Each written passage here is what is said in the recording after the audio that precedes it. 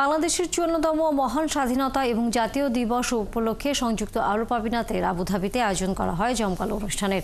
মঙ্গলবার সন্ধ্যায় আবুধাবির বাংলাদেশ দূতাবাস আয়োজিত এই অনুষ্ঠানে অংশ নেন বিশ্বের নানা প্রান্তের কূটনীতিকরা।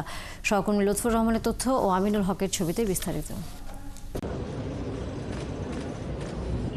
সংযুক্ত আরব আমিরাতে বসবাসরত বিদেশি কূটনীতিকদের কাছে নতুন বাংলাদেশের পথচলা তুলে ধরা হয়েছে।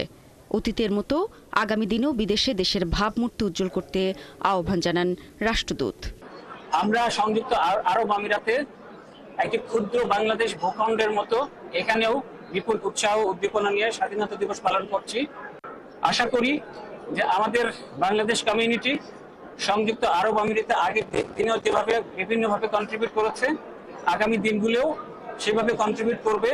অনুষ্ঠানে প্রধান অতিথি হিসেবে উপস্থিত ছিলেন আরব আমিরাতের পররাষ্ট্র প্রতিমন্ত্রী আহমেদ বিন আলী আল সায়েক। এসব আয়োজন দেশের ভাবমূর্তি উজ্জ্বল করে বলে জানালেন প্রবাসীরা।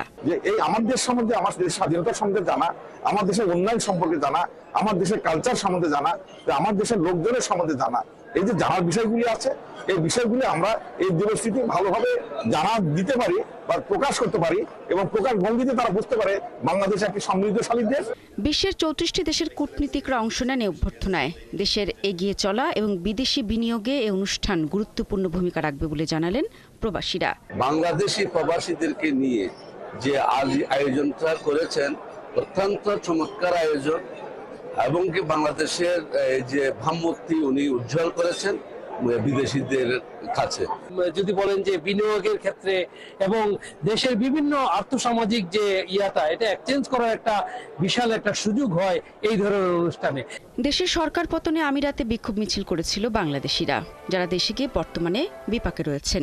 তাই তাদের আবারও আমিরাতে নিয়ে আসার দাবি করেছেন স্থানীয় প্রবাসীরা। শারমিন শ্রাবণী, ৭১।